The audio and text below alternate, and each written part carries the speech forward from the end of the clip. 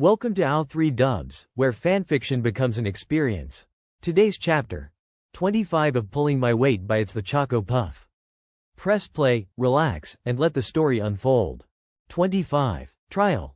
2. Equals.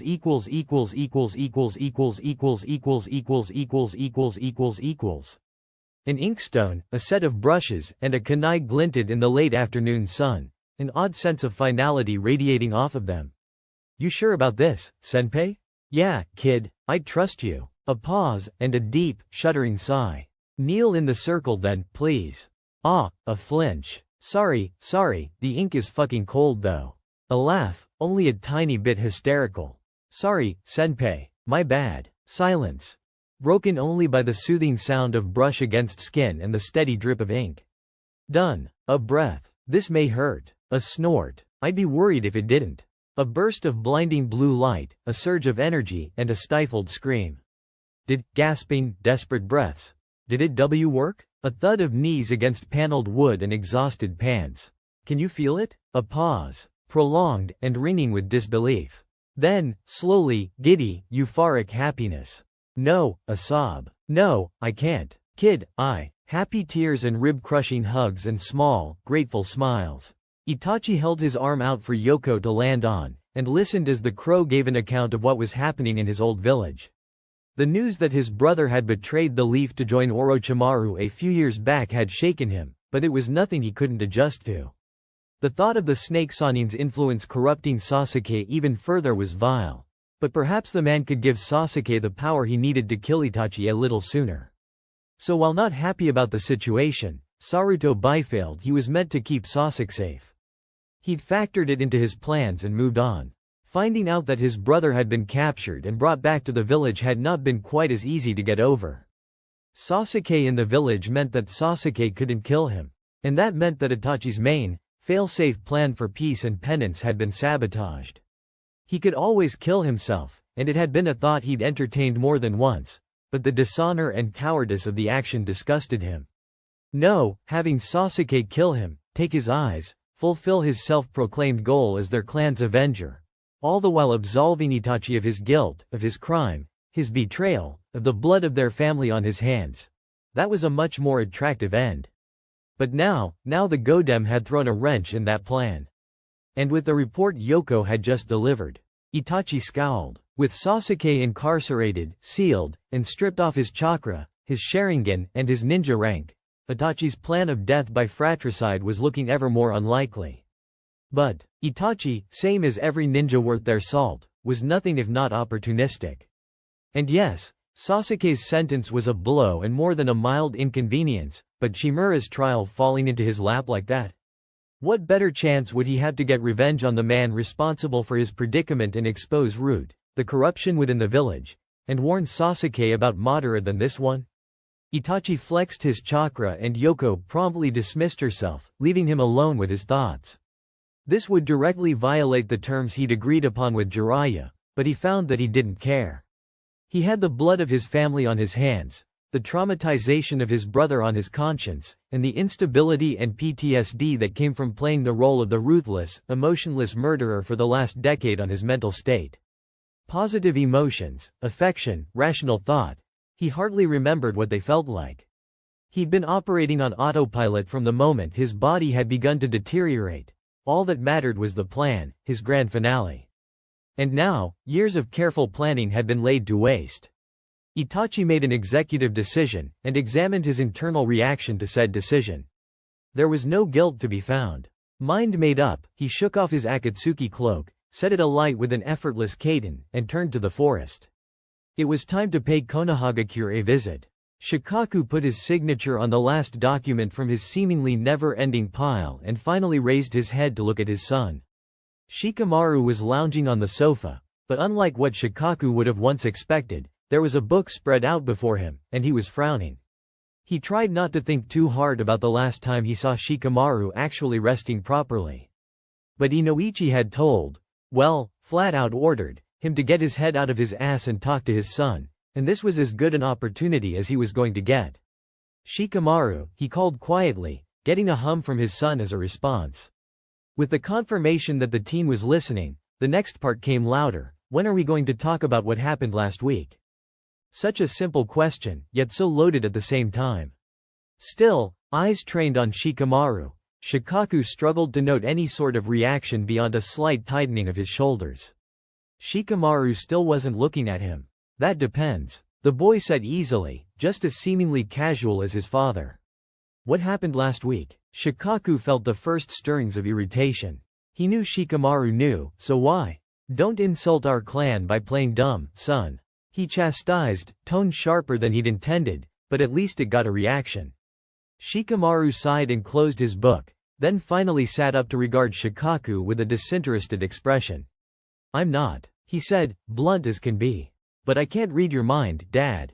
That's Ino's clan. Before Shikaku could reprimand him for the sass, he continued, just say what's on your mind and we can both move on with our lives. Fine. If Shikamaru didn't want to approach this diplomatically, then Shikaku wouldn't. You killed a man in a room full of Junin and clan heads. He announced in that same Nara blandness his son had used on him. The effect wasn't the one he had expected. I did, Shikamaru hummed, stretching until his back popped with an audible crack. He was going to kill my partner. Partner. Not friend, or teammate, but partner. Still, and you couldn't have restrained him? Shikaku asked, trying to get to the bottom of his son's thought process. He was still a Konoha shinobi. And your little apology may have placated the Sannin, but I know you mastered Kaiganui 2 years ago. Normally, Shikaku wouldn't be quite so blunt, quite so obvious in his probing, but a Nara trying to outmaneuver a Nara never ended well and tended to last for far too long. No, Shikamaru corrected sharply. Sakura is a Konoha shinobi. That man came at her with the intent to kill, acting on the orders of a traitor. I don't see why I should have shown any more mercy or consideration than a quick death. And there lay the problem. The easy, blunt admission to a complete lack of remorse, and Shikaku felt uneasy. Did you think you were the only one watching her? He probed, needing to understand his son's reasoning, regardless how bleak and clear it was already looking. Then, he found a nerve and tested it. Or did you not trust your fellow shinobi, most of whom outranked you, to protect your friend? The last question drew a reaction. Shikamaru's jaw tightened, and his eyes grew cold. With the whispers flying around, he asked bitterly, with the Uzumaki bitching about what she did to the Uchiha for all and sundry. The bullshit comparison to Orochimaru Jiraiya's throwing around? Did I trust the people in the courtroom, people, of whom only about a third had worked with her and knew the rumors to be worth absolute jack shit? While the rest was composed of our old classmates or stuck-up clan heads and elders, shinobi who were all old enough to trust Jiraiya and his judgment and who fear Orochimaru, and, by extension, anybody associated with him. Did I trust them to have my partner's back? You're damn right I didn't. Shikamaru snapped, pausing to get his breath back. But you're still stalling, Dad. Just ask. And, what happened to you? Shikaku wanted to take the words back as soon as they escaped, but it was too late. Instead, he tried to ignore the non-expression on Shikamaru's face and explain himself. You were never interested in being heir, he said, uncharacteristically stumbling over his words, even if it was only slightly. The point was that they both knew what he was saying to be true. I knew you thought it was all a drag. I knew you would have rather your cousin took over the clan than you. But then, you threw our clan name around in the case over the stolen Byakugan. I was glad. You'd started to show an interest in history and in politics a little before that, and I thought finally, you'd actively recognized your place and power as heir. Shikaku paused, trying to gauge the effect his words were having, but Shikamaru's face was as expressive as stone. But then, you started taking out high-rank documents from the archives, disappearing for days at a time, taking missions where reports say you chose to engage and eliminate targets rather than retreat, even when the mission was already over. Then a reaction, at last, a flinch and a flicker of killing intent. Good. I know how much that man meant to you, Shikamaru. He reassured, I know you probably trusted him more than you do me. But I had to find out from Choji that he'd been Kia because you disappeared. And then you came back a week later, not a hint of grief around you, and threw yourself into training, and next I hear, you've single-handedly killed an S-rank shinobi who'd gotten into Akatsuki for being impossible to kill. Shikamaru's face had smoothed over once again, but the dangerous roiling of his chakra didn't subside. What are you getting at? He asked quietly, his voice deceptively even and controlled even when his chakra screamed otherwise. Shikaku sighed, all the fight suddenly gone out of him. I just want to know how it's possible for me to live under the same roof as my son but not know who he is. He said at last, and waited. Then, Shikamaru snorted. The snort turned into chuckles, and the chuckles into laughter, but it wasn't comforting. Shikamaru's laughter was snide, cutting, mocking, and Shikaku could do little but wait for him to finish. Man, I can't believe I finally understand what Sakura means when she talks about Hitaki. He sighed, and Shikaku carefully didn't stiffen. Because now, Shikamaru wasn't hiding his expression anymore, and the look in his eyes was amused, patronizing and heartbroken. You don't know who I am because, since I graduated, you've never taken the time to get to know me. Shikamaru said, and Shikaku's heart throbbed. You saw me after the failed retrieval mission, and I know what you thought. For all that you say I didn't want to be heir, you never believed I could be heir. So you saw me in the hospital, crying because my best friend was dying, and for you, it was a confirmation that you were right. Do you know how much happened since then? The question was clearly rhetorical, because as soon as Shikaku opened his mouth, Shikamaru barreled on. I'm easily Junin level now. We both know that. Been eligible for the promotion since that first ambassadorial mission to Suna. Suddenly, the setting sun illuminated the living room and Shikaku realized that the front wall of the house, directly behind Shikamaru, wasn't just shadowed. It was far too dark. What he was looking at was a writhing mass of shadows, like sentient ivy, the darkness slithering as if alive. This was the result of his son's restless chakra, Shikaku realized. Only he hadn't even noticed the boy make any hand seals. This was just an instinctive response. He knew Shikamaru had been expanding their family's techniques, foregoing the old ways and the typical Nara laziness in favor of developing something that was his own. But he hadn't realized that what had been mere ability to control shadows had turned into a mastery. But Shikamaru wasn't done. Everyone sees what they want to see. You still see me the same as you saw me in that hospital waiting room. The majority of the village saw me how they see our whole clan, lazy, unmotivated, my intelligence my only saving grace. And yeah, maybe fresh out of the academy it was true, and at that point, I was okay with that. But then, after the invasion, after Kiri, I wasn't. So I worked. I worked with the treaties, with the foreign ambassadors, with restructuring the academy program, with the immigrant population, with the civilians, 'cause for God's sake, we may be the nice village to the other shinobi nations, but we still treat our civilians like shit. Do you know what the greatest compliment I received from a civilian was? You're not like the rest of your family. Shikaku barely reined in the flinch. I realized what I could do after Ao's trial, and as much as a pain in the ass as that was at the time, I'm still grateful. Because I made something of myself that's separate from our name, from our clan. Did you know the civilians call me Shikamaru-san? Not Nara-san. They said they don't feel like that's fair on me, since none of the rest of our clan gives a flying fuck about them despite the fact that we've got the best knowledge and source of homeopathic medicine in the entire land of fire. So yeah, you don't recognize me. That's fair. It's been almost 4 years since you last really looked at me, so I'm not surprised. Instead, let me introduce myself. Shikaku paused, thrown by the last sentence, but his son wasn't joking. Shikamaru inclined his head, the bow more mocking than respectful, and Shikaku had a feeling that that had been the intention from the start, before quirking a sardonic smile. I'm Shikamaru. No surname. I'm 17. I'm a Tokubetsu Junin. When did that happen? He was the Junin commander for God's sake, how did he not? I'm an ambassador to Kiri and Suna and the head of the education committee in charge of restructuring the academy curriculum. What? I'm also a consultant for the Konohagakure Intelligence Division. I enjoy cloud watching and spending time with my friends. I dislike having to get up before dawn and people refusing to look past my family name when judging my capability. My dream is to protect my friends and provide a safe future for the kings of Konohagakure. The sardonic smile grew. Pleased to make your acquaintance. The dread and disbelief that had been coiling in Shikaku's gut slowly turned into red-hot fury. Well, he replied at length, his voice carefully measured and deceptively kind, if our family name displeases you so, then perhaps you don't deserve it, At Shikamaru's shocked expression, Shikaku realized he finally had the upper hand in this exchange.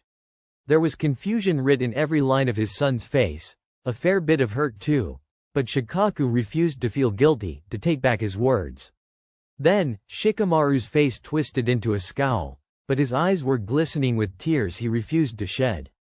"Great idea, Dad," he snapped, voice cracking on the last word, before he shrugged off his vest and almost ripped off the Nara clan jacket that he had under it, throwing it at Shikaku's feet. He quickly put his flak jacket back on and reached for his ears, yanking out the silver studs that marked him as a Nara Chunin, throwing the delicate metal on the floor too. "Best thing you've said since this whole bullshit situation started. Clearly you deserve that genius status everybody throws at you."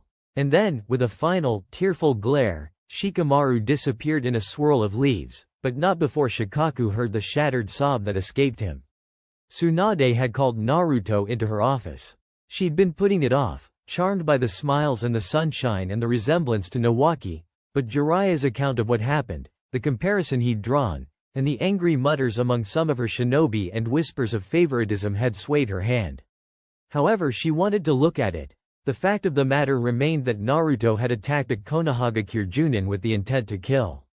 She could explain the Kiri Nin, the goddamn terror wasn't supposed to even be there, but the fact that the blonde had not only allowed the fox chakra to manifest, but would have also seriously injured one of her best assassins if not for the girl's canniness and enviable control of her own body, that, well, if he'd been any higher than Genin, that would have seen him demoted. The door to her office suddenly swung open, barely saved from hitting the wall by the blonde's reflexes.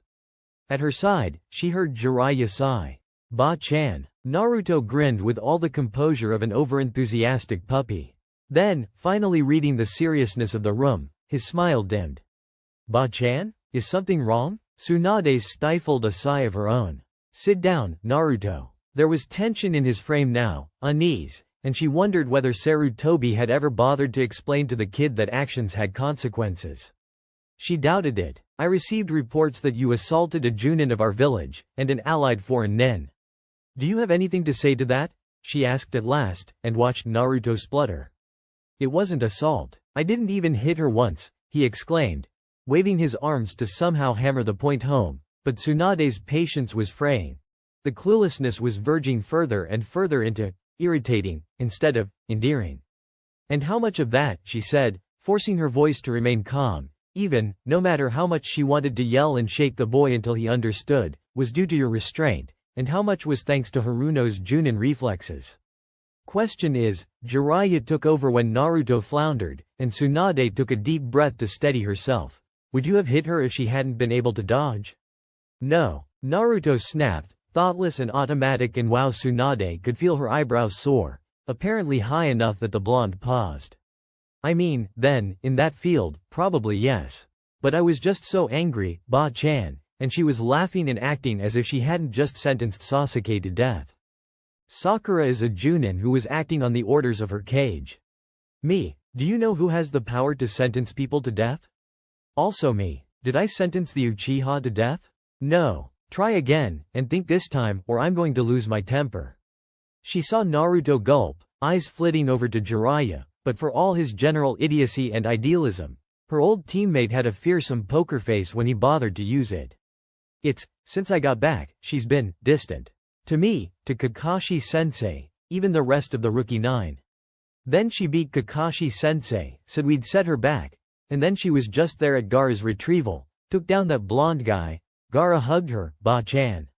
And then with Sasuke, I didn't see the whole battle cause creepy snake dude was there, but I couldn't land a single hit on Sasuke, but Sakura just broke him. And then she disappeared and I found out on the way back to the village what she did to him, and nobody here seemed alarmed or anything, and then, when I asked her why she did what she did, she said that Sasuke was a traitor and that she was following orders. That wasn't the Sakura I know. And I was angry because I was meant to bring Sasuke back and because I miss them." Tsunade was seized by two conflicting urges, to hug and to throttle. "Uchiha Sasuke is a traitor," she pronounced solemnly, her mind whirring. "And she was following orders. And if you still want to be Hokage someday, you need to stop running around and being so actively supportive of traitors and scornful of loyal shinobi, because if you keep at it, your people will not be able to trust whether you'll be able to put the village's needs and interests above your own. You don't become known and respected by becoming Hokage. You become Hokage because you're known and respected. At the moment, you are neither. What you have going for you is sheer power. But sheer power isn't even considered as a quality a good leader should have unless the village is at war. Naruto gaped, and Tsunade sighed. What you need to understand is that your genin days are a thing of the past, Naruto. The Uchiha is a traitor to the village and most likely won't be reinstated as a shinobi for at least a decade, even with the elders twisting my arms. Hitaki has been fielding ANS ranked missions for the last 3 years. He's one of my best shinobi and he can't be spared, so you can have a trip down memory lane. And Haruno is simply out of your league, not just skill-wise, but developmentally. She's a reliable Junin, has the political experience of a wartime diplomat, and her mission count is firmly in the triple digits, while I could count her failed missions on the fingers of one hand. The point is, Naruto, that even if I could spare her from the field, which I can't, because her and Shiranui are almost as notorious for coming back from suicide missions as your sensei, and Konoha needs those, I wouldn't. She's the most self-made out of your generation, maybe bar the Kunoichi on Guy's team, and I would never try to take her accomplishments away from her. And the truth of the matter is, you would slow her down. She could see Naruto's wide eyes go glassy, but she was past caring. The boy needed a reality check or he would kill himself chasing an unattainable dream and take others with him while he was at it. You want to work with your old teammates? You want to be Hokage?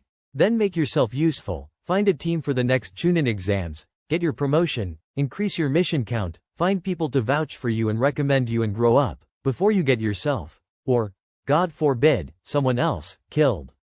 She looked into those blue eyes, took in the tears that were flowing freely now, the wobbly lip and the runny nose. And if I hear anything about you attacking your fellow ninja outside of friendly spars, the next time you're summoned here, I'll be asking for your Hite 8. She watched as the seriousness of the threat sunk in, and turned back to her paperwork. Dismissed. She pretended not to hear the door slam. Shikamaru knocked softly on a familiar door, mindful of the late hour but also aware that he couldn't really hope to not wake anyone with the sound in a shinobi household, and waited. The red oak swung open, revealing the familiar face of his best friend, in a familiar pair of dango pajamas and a familiar bag of potato chips in his hands, the entire picture bringing a hint of a smile on the Nara's face for the first time in hours. Shikamaru. Choji greeted, surprised but clearly pleased as he stepped aside to let him in, for once actually swallowing before speaking. Feel like I haven't seen you in forever, come on up, and he turned, leading the way to his bedroom even though Shikamaru reckoned he could find his way to the room drugged and blindfolded, he'd been there so many times. It wasn't until he was sitting on a beanbag that had become his beanbag almost a decade ago, Choji perched cheerfully on his bed, that the weight of what happened a few hours previous fully sunk in. So, what's up? Last I heard you were busy revolutionizing the academy via guerrilla tactics against the elders. And normally, Shikamaru would have snorted, both for the description and the fact that despite not having properly seen each other for weeks, Choji could still be relied upon to make a point to remain informed about his friend's whereabouts. His lack of response was apparently more damning than anything he could have said, because Choji immediately grew serious, his bag of snacks suddenly gone as if it was never there in the first place. Shikamaru? He asked worriedly, leaning forward from where he sat opposite the Nara on the bed. Everything all right? And Shikamaru sighed, and if the exhale shuddered a little more than usual, he wasn't to blame. I had a fight, he said at last, and Choji's eyes widened slightly, before he flashed a small smile.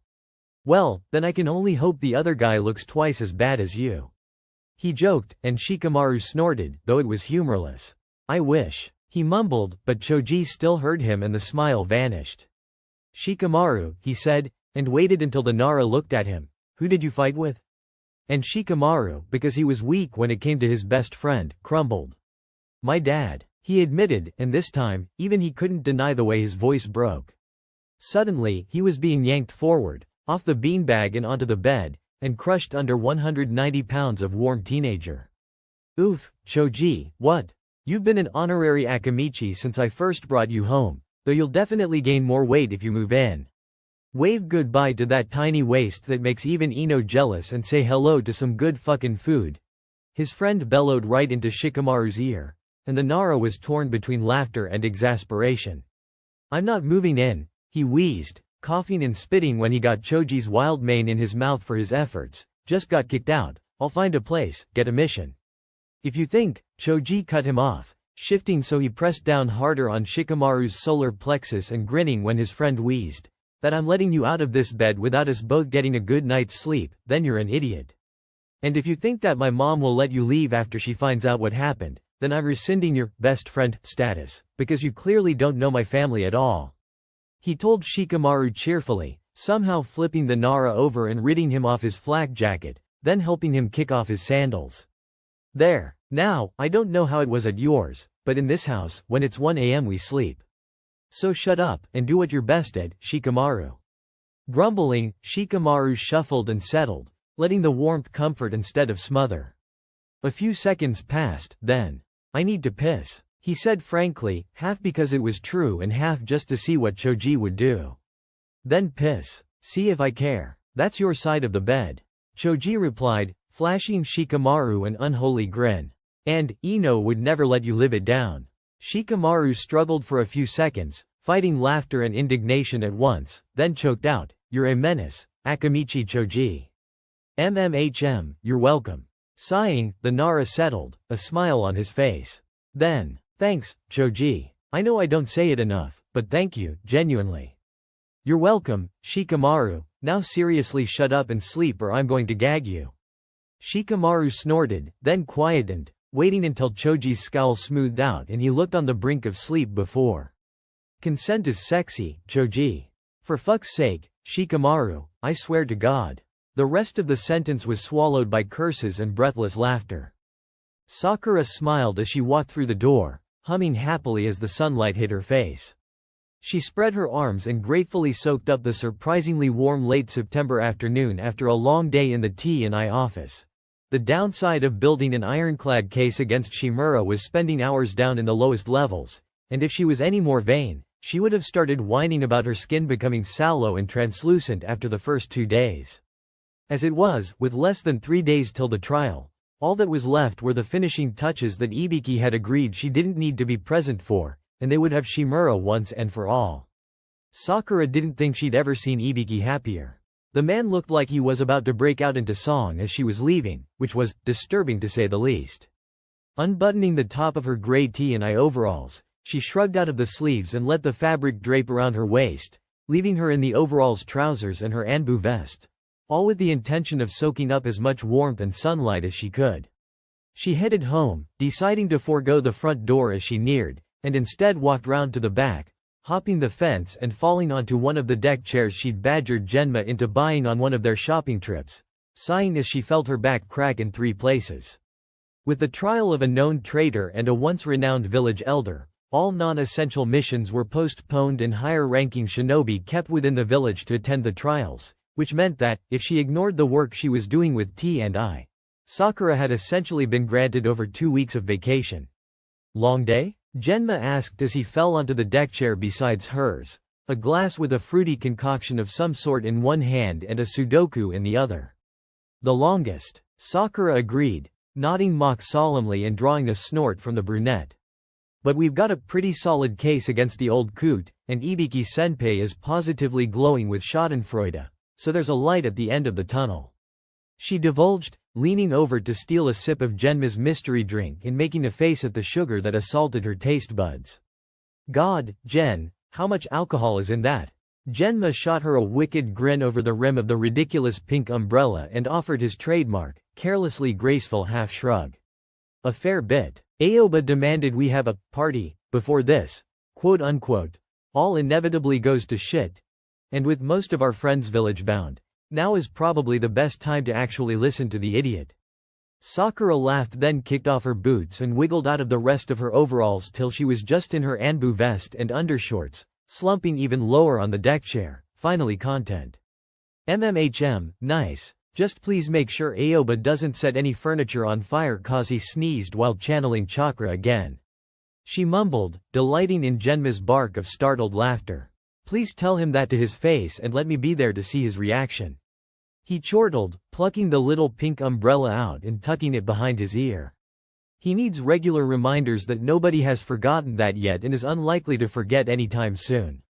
If his ego gets any bigger, I might actually have to smother him. I'll help, Sakura offered drowsily, inwardly debating shucking her top in favor of turning it into a makeshift pillow. She cracked one eye open to give Genma's loose, long-sleeved cotton top and all the extra swaths of fabric a once-over and grinned. I'll help, if you let me borrow your shirt. At the brunette's raised eyebrow, she mustered the effort to reach out a hand and wriggle her fingers in the universal gesture of, gimme. I want a nap but the panel is digging into my skull. She whined, making sure to look extra pitiful. Besides, your stuff always smells better anyway. Genma shot her a severely unimpressed look. We literally use the same detergent. He deadpanned. When all Sakura did was exaggerate her pout, he sighed. I like this shirt. I will know if it ends up in your drawer. This is a loan. A come back to me shirt. Understood? But, despite all his grumbling, he obligingly pulled the shirt over his head, somehow not disturbing the little umbrella, and handed it over, smiling fondly when Sakura immediately bundled it up and shoved it under her head, nuzzling the material only slightly. You are so strange. Takes one to know one. She mumbled in response, already drifting off into a pleasant doze. Then Genma shoved the ice cubes that remained of his drink down her collar and she screamed. This meant war. That same evening, lying in bed on the brink of sleep, warm with the little alcohol she'd been offered and sated from good food, Sakura drifted off, happy and carefree. Over the course of the years, Genma's friends had become her friends as well, so she had enjoyed sitting in the living room with Aoba and Iwashi and Rado and Eri and a woman called Yugo who she had a niggling suspicion was actually Anbu Agent Fox. She'd left to go to bed once Aoba passed out and Genma got that ridiculously fond look on his face whenever he glanced at the man, but stayed awake until the noise dwindled down to silence and Genma's own chakra calmed down with sleep and contentment. It had been a good day, all in all, and she fell asleep more relaxed than she'd been in weeks. Then, in the middle of the night, she was startled awake by the sound of shattering glass and a searing pain in her shoulder, and from there, everything devolved into chaos.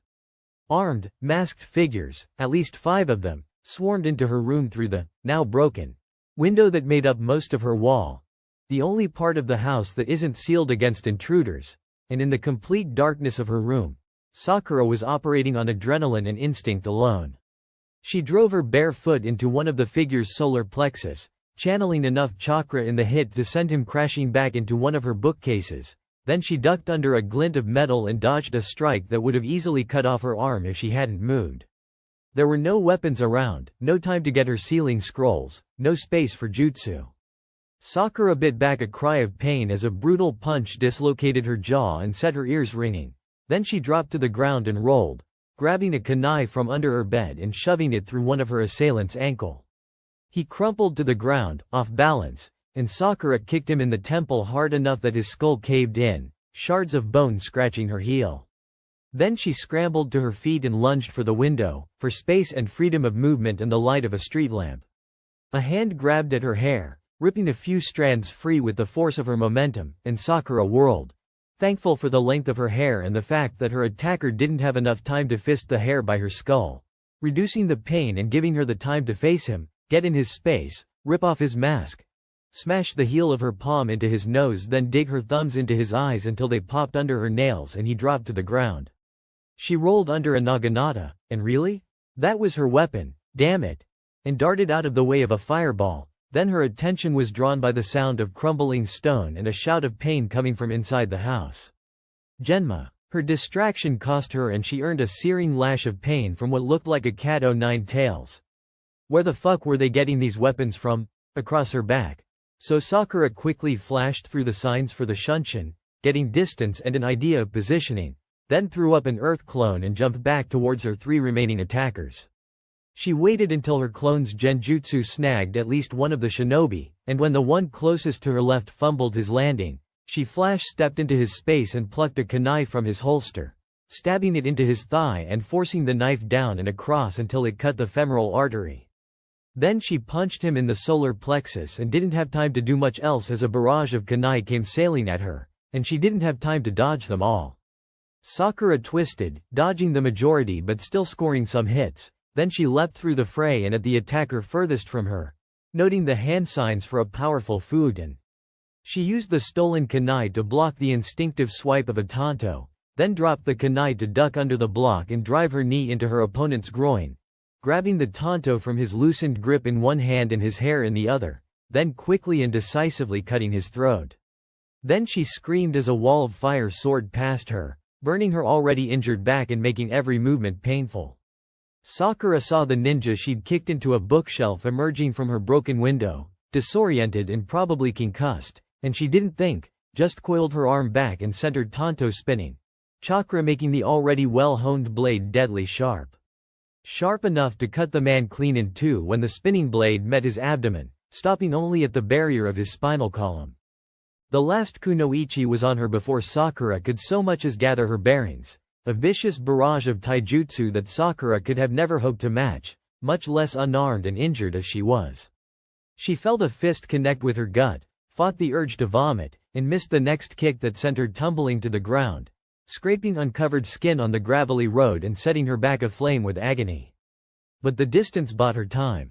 Sakura rolled to her knees and flashed through familiar seals, and the kunoichi, distracted for a split second by her clone's genjutsu, was a moment too slow to move away as the dirt road rose up to around her thighs, solidified and squeezed.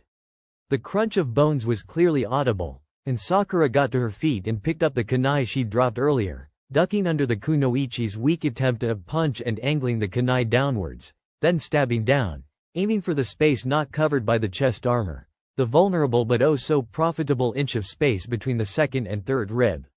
She drove her kunai through flesh and into the delicate, pulsing muscle that was the kunoichi's heart, then let go of her knife and left it there. If the shock of the broken legs didn't knock her out, then the blood loss would, and if that failed, then the trauma from the dislodged or anyway moved kunai would do its job. Exhausted, injured, most likely concussed and shaking from pain and adrenaline, Sakura staggered and blinked black spots out of her vision. Then, she saw a silhouette on the roof of her house, unmasked but decidedly not friendly and not Genma, and her brain kicked in gear just in time for her to recognize the jutsu a second before the shinobi opened his mouth. No, if Kaden, Karyu Enden hit their house, it would be little more than kindling, and Genma was still inside. Not thinking much beyond a heartbroken no. Sakura reached for the technique she never used in battle because of the time and sheer volume of chakra it took, but she knew instinctively that in this case, it was the only jutsu in her repertoire capable of matching and overpowering the Kaden. But she didn't have the time for all 44 seals.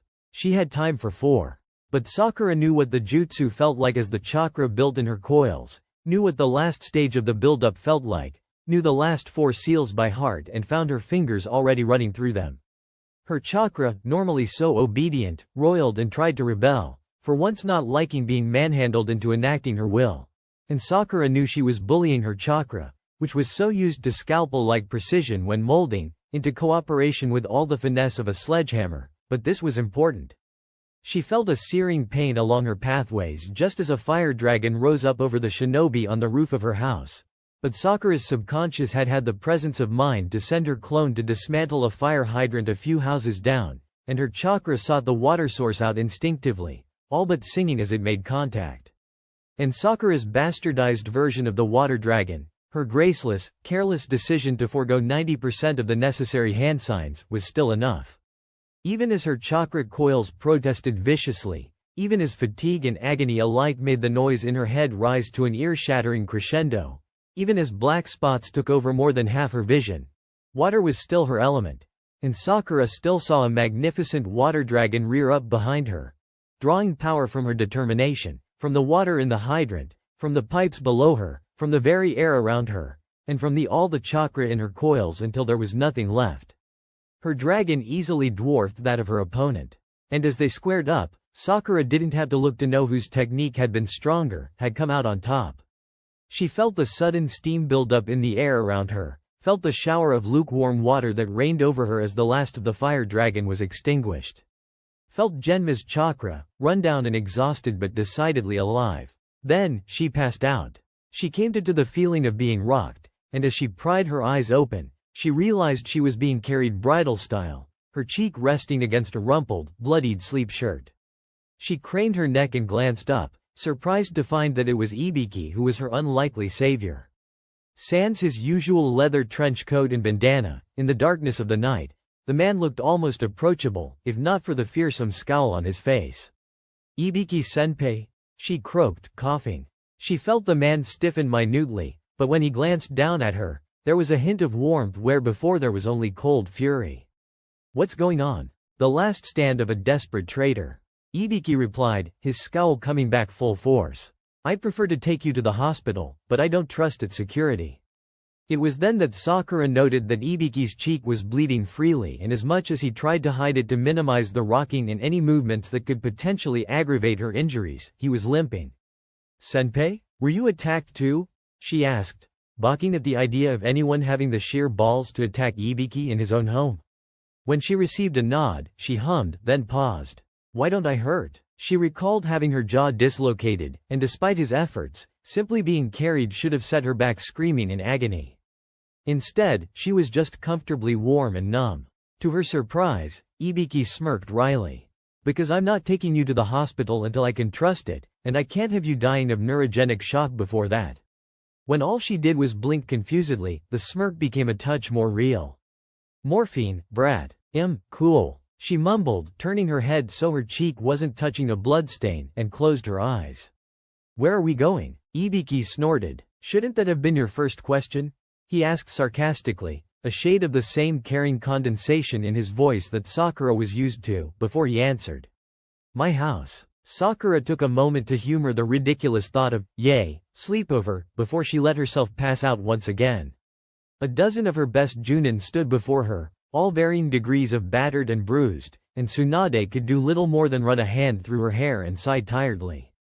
The night had seen one of the worst internal attacks since the Uchiha massacre, and she needed to get to the bottom of it before she could give out orders to deal with the fallout. And so, the affected had all been called into her office as soon as the imminent threat had been dealt with, and here she was, at 4 in the morning, faced with shinobi who hadn't had time to clean up or change out of their pajamas, waiting to report. She waved her hand at the gathered shinobi, looked around, took in Inoichi, Ibiki, Shuza, Shikaku, Genma, Kakashi, and Anko all looking worse for wear, and Guy, Kurenai, Hiyashi, Shibi and Sume looking concerned but nowhere near even half as bad as the former, and sighed. "Report," she ordered tiredly. To her relief, Ibiki stepped up. Seeing the man in a sleep shirt and sweatpants had thrown her at first, because for all she knew her shinobi had lives outside of missions and their occupations, it was still a little surreal to see a man who she knew could rip another human to sherds from within in pajamas. It appears that anybody involved with Shimura's trial, whether it be through offering direct testimony or organizing the case, was targeted. He began, and Tsunade frowned at having her theory confirmed. Then he glanced meaningfully at the 5 Junin and clan heads who stood a little away from the other group, then back at Tsunade.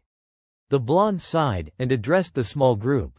"What will be discussed here is an S-rank secret pertaining to the trial of Shimura Danzo.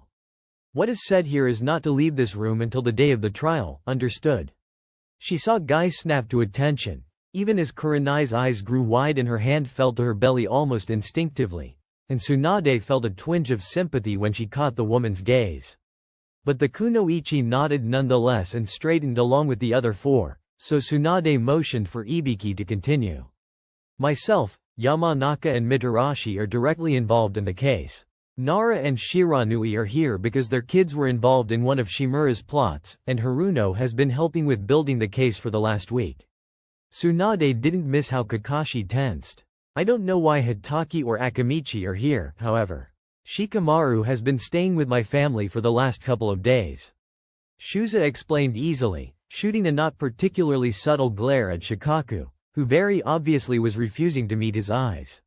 "I assume someone got wind of it, hence why my house was made a target too." Ibiki nodded, even as a few of the shinobi gathered shot curious glances at the 2/3 of the Ino Shikacho threesome. A conflict between someone as easygoing as Shuza and Shikaku was unprecedented. Then, all eyes turned to Kakashi. For once without his flak jacket and navy uniform, dressed in simple gray sweats and a black turtleneck, the collar of which was unrolled to cover the bottom half of his face. Without his signature slanted hite and with his hair floppy from sleep and even more disheveled than usual from the fight, the copy nin looked almost endearingly young, even with the bone-deep weariness that seemed to cling to every line of his body. Then, he opened his mouth. HQ took a hit. He announced at length, and Tsunade saw the ninja gathered tense. With the official dissolution of his genin team and with one of his students AWOL, one a traitor, and one quickly becoming one of the best assassins the village had ever seen, Tsunade decided the man needed a project lest he go insane. So she dropped Anbu in his lap, made him work elbow to elbow with Bear to oversee the restructuration of the system, aware that the inner workings of the shadow ranks had barely changed since she herself had been a teenager. She was not surprised when, with Kakashi's keen, genius mind put to something other than killing for the first time in over 2.5 decades, the system had seen a massive and unprecedented improvement. And since Bear would sooner be found dead than in the presence of normal Junin without his mask, it fell to Kakashi to represent Anbu in council meetings or impromptu gatherings like the one currently before her. But that also meant that, with the new information, the tension in his frame could just as easily be grief, and Tsunade ached. "We've got a dozen confirmed casualties at the moment," he reported, and Tsunade rued the flat, detached voice he'd taken on, even as the shinobi gathered around him winced in sympathy. "They hit us fast and hard. About 20 stormed HQ while half-dozen went for the records office. They wanted agent files and mission records, and Kakashi broke off, then tried again. Bear-sama didn't." There was a slight movement, and Tsunade saw Shiranui rest a hand on Kakashi's shoulder, and saw how the copy nin shuddered at the touch. "Bear-sama didn't make it," he said at last, and Tsunade noted a flicker of grief flash through Genma's eyes too. Bear had been a legend in Anbu, rumored to have started as Anbu General at the same time as the Sakumo started to be known as the White Fang and not Hitaki Sakumo. The man was basically immortal, as far as shinobi life expectancy went. And for all that they never saw his face, he must have been the one to recruit Genma and Kakashi into the shadow ranks all those years ago. She could understand their grief, yet all it did was strengthen her desire to see Danzo's head roll. "Thank you," she said, acknowledging Kakashi's pain, and added, more than a little regretfully, "I'll need you, later, for identification, so their families can be notified." Kakashi nodded stiffly, and Tsunade watched as Genma bent down and murmured something in his ear, getting another jerky nod from the copy nin. Tsunade turned to the others. "Any other CA injuries?" "Yoshino's in the hospital with a broken arm," Shikaku offered, his voice oddly tight. "Choji's got mild chakra exhaustion and Shikamaru-kun twisted his ankle, but other than that, no." Shuza added, adamantly refusing to look at his friend. "Ino's a little shaken, but she went to stay with your female student, Guy," Inoichi said, flashing the taijutsu master a small smile and getting a thumbs up in return. "Haruno's pretty beaten up and will need medical attention, but I've got her doped up till we can be sure the hospital is secure. She's also got a case of chakra depletion," Ibiki said gruffly, drawing alarmed looks from Genma and Anko. Tsunade, however, was aghast. "Depletion?" she demanded, pinning the interrogator in place with a glare that said, "Explain." "Now," Ibiki frowned. "That water dragon was hers," he said bluntly, causing some eyes to widen. "I thought that was yours, Kakashi," Kurenai admitted, sending the copy nin a considering look. "No one else knows it or has the chakra." But Kakashi was frowning, his earlier grief replaced by confusion. "That jutsu requires 44 hand signs," he said at last, and Ibiki scowled freely. "The kid used 4. At that, Genma groaned and nudged Kakashi until the man shuffled over, and collapsed on the sofa beside him, an arm thrown dramatically over his eyes. "I'm gonna get a heart attack before I'm 35. He grumbled, and Hitaki snorted, something in his posture easing. "If she indeed skipped 90% of the seals required," Hiyashi began, speaking for the first time since he entered the room, "then it is likely she seared or burned through her chakra pathways. Nobody has the control necessary to pull a stunt like that and avoid damage. Control is not what you should be worried about," Genma said frankly, sitting up. "The kid has that at spades. What she lacks is volume. She's probably scraped her reserves raw." Then, he looked at Tsunade, and inclined his head. "Tsunade-sama, permission to take Hiyashi-san and check on my partner?" he asked cordially, despite looking ragged and rocking a set of fantastically broken fingers and an amalgamation of bruises. "Granted. Get out of here," Tsunade shooed, then turned to the rest of the group. "Anybody not directly involved in Shimura's trial, dismissed." Thank you for your service tonight. And she watched as half the group filtered out, leaving only Inoichi, Ibiki, Anko, Shikaku and Kakashi. This is a customary warning I thought might be important to give you. We received intelligence that Akatsuki and Orochimaru are planning 2 separate attacks on the village. In return for the intel, I granted the informant permission to testify during the trial. Tsunade watched the alarm turn into confusion and in some parts wariness. Then, she flared her chakra. Gentleman, Mitarashi, she began, as a shadow appeared on her windowsill, and gracefully slipped inside, shutting the window beside himself. Do not be alarmed. The genjutsu dropped, and Itachi Uchiha stood in her office. The world was ending. It had turned completely on its head, and all that Jiraiya was sure of was that he was no longer sure of anything. A traitor to the village had been found, brought back, tried and sentenced accordingly. Shimura Danzo, a man so smarmy even Jiraiya with his ear always to the ground had trouble pinning down anything conclusive, now stood to spend the rest of his days in a cell or face imminent execution. The academy curriculum was changing, not to produce child soldiers, or to enforce the indoctrination, but to teach about other nations, about the history of their land rather than just of their village. Age-old prejudices were being gradually exterminated like stubborn weeds, and Jiraiya could do little more than gape. The Nidaimes, and later Minato's Hiraishin had been revived, brought back into use by a man so unextraordinary Jiraiya had done a double-take when Tsunade told him because what? And Hitaki, who had been living and breathing war and death and loss before his face had lost the last vestiges of baby fat. Hitaki, for whom his senseis, his mentors, Jiraiya's most prized student's death had been his undoing, the final injustice to push him over the edge. That same man had been saddled with an administrative job. And from what Tsunade had told him, he was flourishing, bringing down the mortality rate in the shadow ranks to under 20%, half of what it had ever been at its lowest. And now, the icing on the cake, the cherry on top, Itachi Uchiha had come to Tsunade's office, calm as may be. The man who had sacrificed everything for his village, his best friend, his family, his reputation, his brother's mental health, now stood in front of Jiraiya, his handler of the last decade, and the last of the Senju, saying that the village had failed him, failed his brother, that the Sandaime had not managed to keep the one promise Itachi had asked of him. And Jiraiya couldn't disagree. The news that his old teammate was planning an attack on the village in retribution for taking the Uchiha was almost enough to blindside Jiraiya, but not quite as much that the knowledge that at least part of his insanity, of his bloodthirstiness, could be attributed to the supposed existence of Shimura's seal on him. The news that shinobi who Jiraiya had once helped raise, whom he had taught everything he'd known about their world and how to survive in it, had gone on to form the most notorious criminal organizations in the history of the shinobi nations burned. "What are you going to do, Haim?"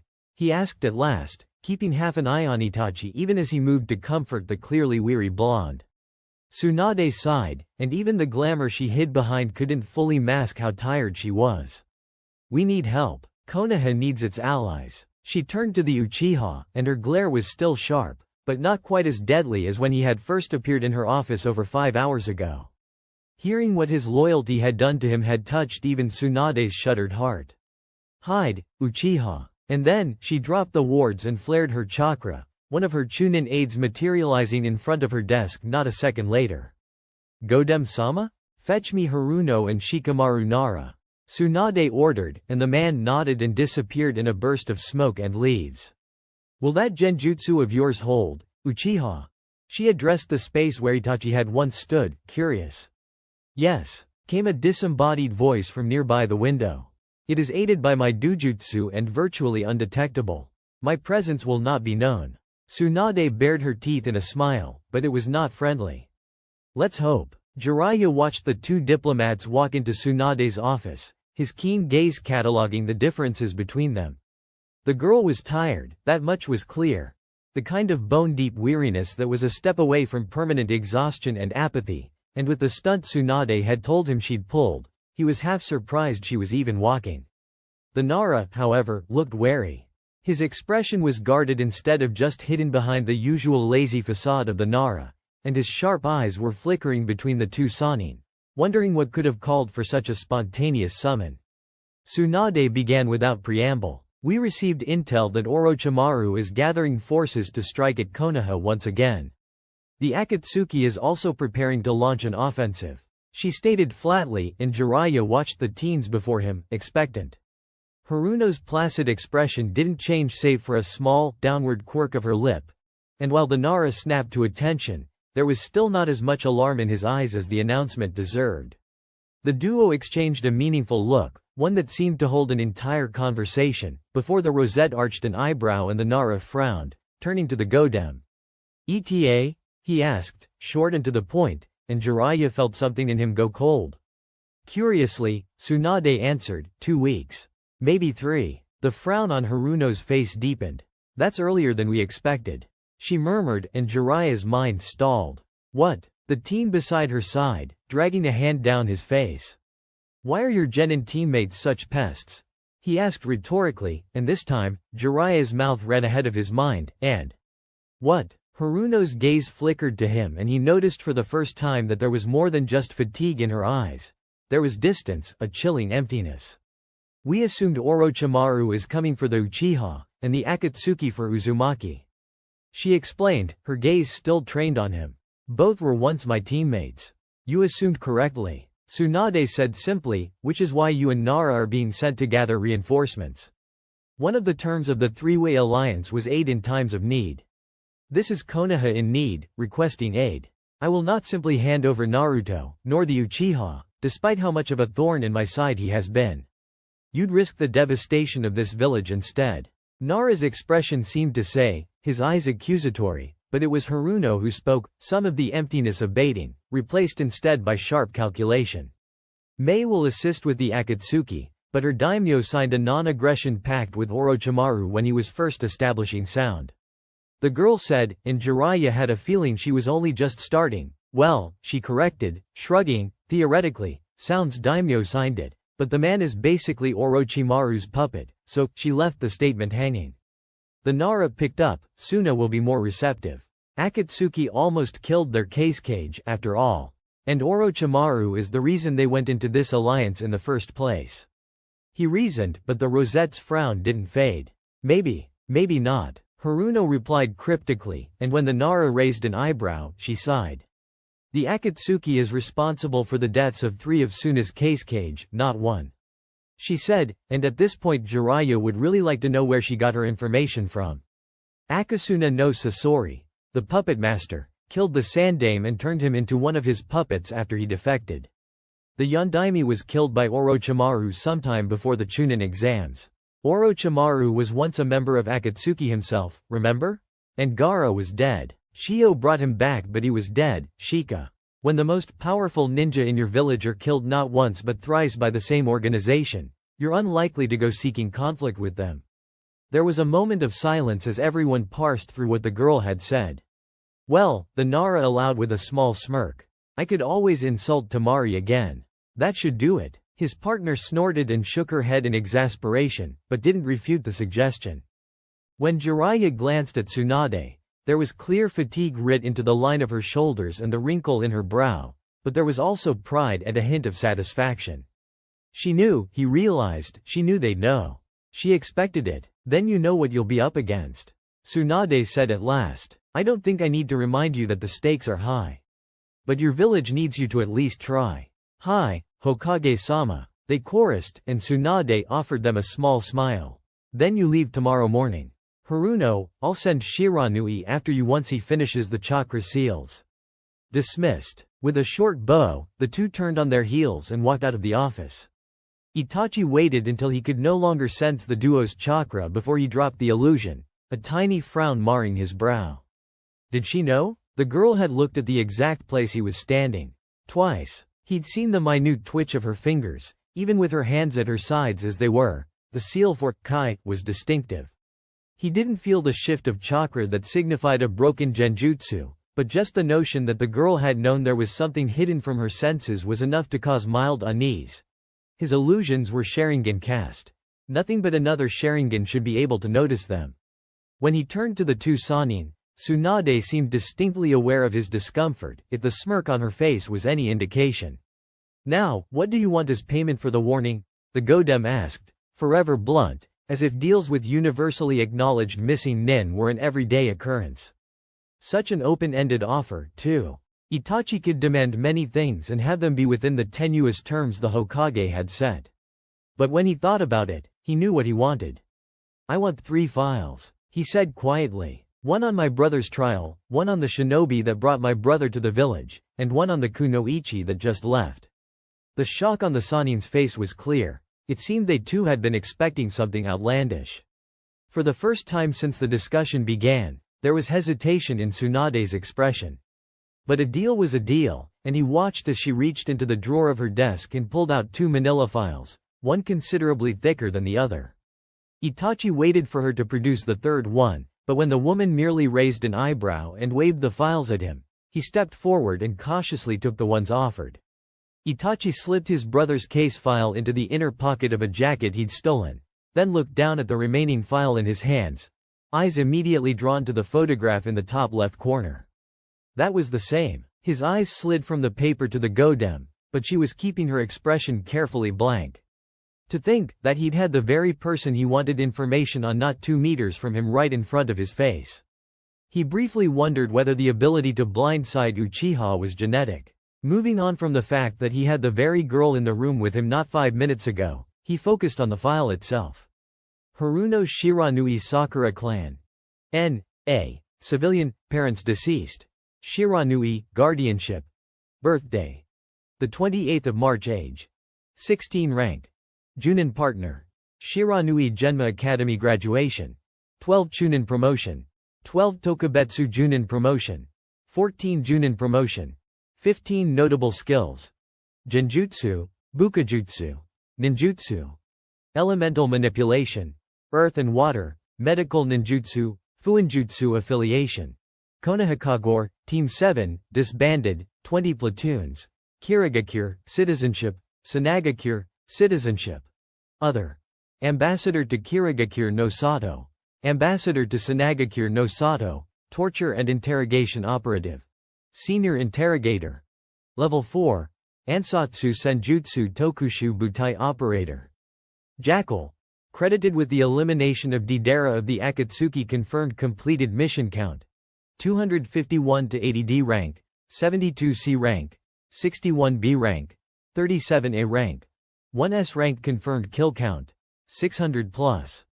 That was a high number of missions. Itachi's old record, on the night of his defection, had boasted 340 completed missions, after almost 8 years of service. For the girl to have done well over 70% of that number, in half the time was just the numerical evidence was starting to show him how his brother had been beaten so easily. He flicked through the mission summaries, reports, bingo book entries, only her rank, age, and position as ambassador. No mention of her kill count, mission count, methods, even notable skills, despite multiple mission reports of high-importance kills, confirmed sabotage, mass assassinations.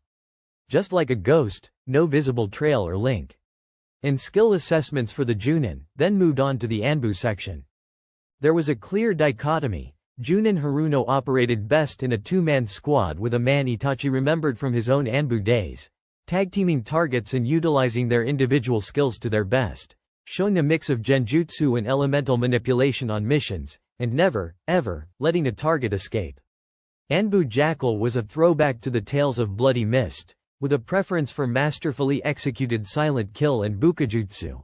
Always operating under the cover of genjutsu or hidden mist techniques she had no real right to know, ruthless and efficient and leaving no trail.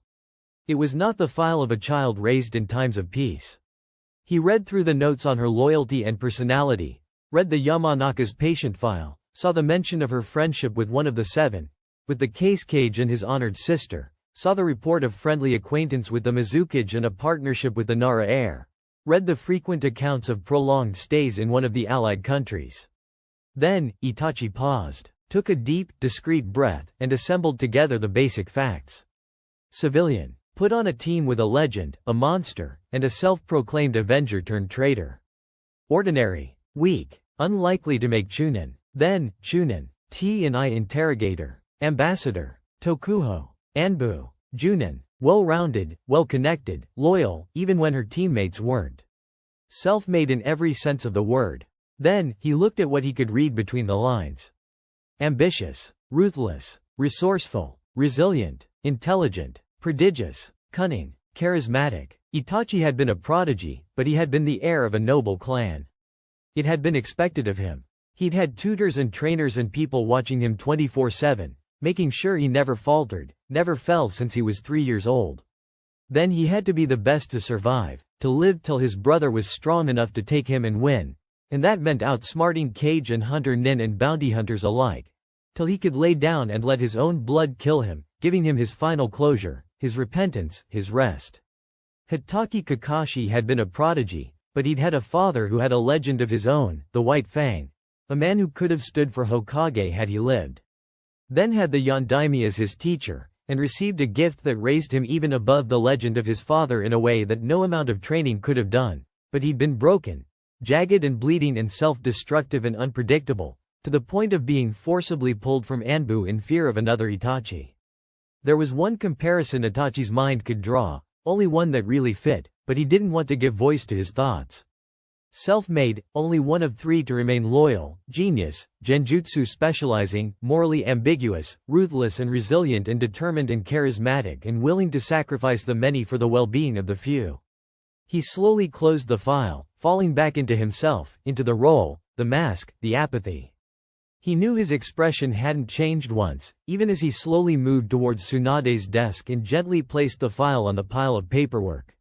He stepped back, raising his eyes to meet the curious gaze of the Godem.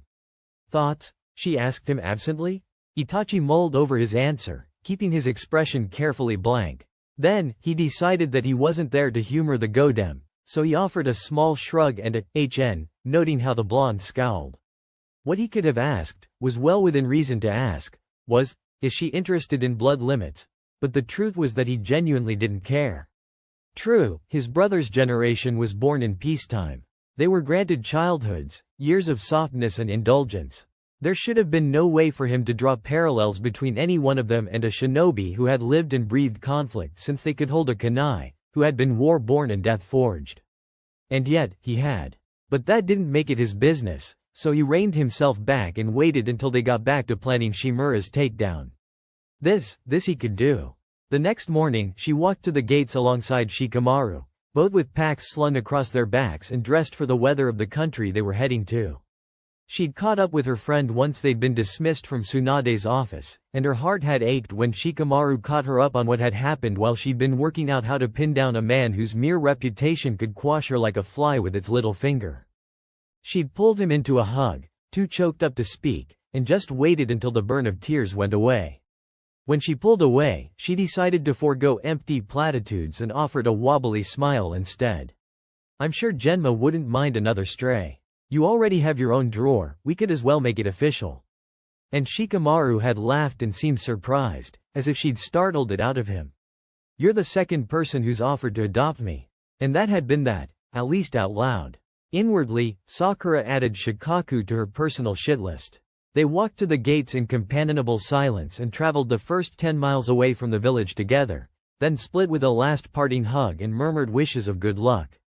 Both knew that the next time they saw each other, their village could be under attack. Sakura traveled in silence, the normally relaxing journey oddly discomfiting, not only because she missed having a presence at her side, but also because she couldn't use her chakra to sense her surroundings. Her channels had been overloaded and had dilated as a result. According to Tsunade, she would struggle with more complex jutsu and chakra sensing until they shrunk back to the original size. Then the Godem had laughed and said that Sakura would get a once-in-a-lifetime chance to see what people with subpar chakra control dealt with every day. Sakura already hated it. "Wow, Pinky-chan, did someone get up on the wrong side of the bed this morning or what?" Sakura jumped and let out an ungainly shriek, whirling and unsheathing her dato and brandishing it at the disembodied voice in one smooth movement, her heart hammering 100 miles a minute. Then, her eyes lit up and she beamed. "Yuki-san." And that's a wrap for chapter 25 of Pulling My Weight by It's the Choco Puff. Want more? Let me know. Should I narrate the next chapter? Or maybe you have a favorite fanfic you'd love to hear as an audiobook? Drop your requests in the comments below. Don't forget to like, subscribe, and hit the bell so you never miss a story. Until next time, keep imagining.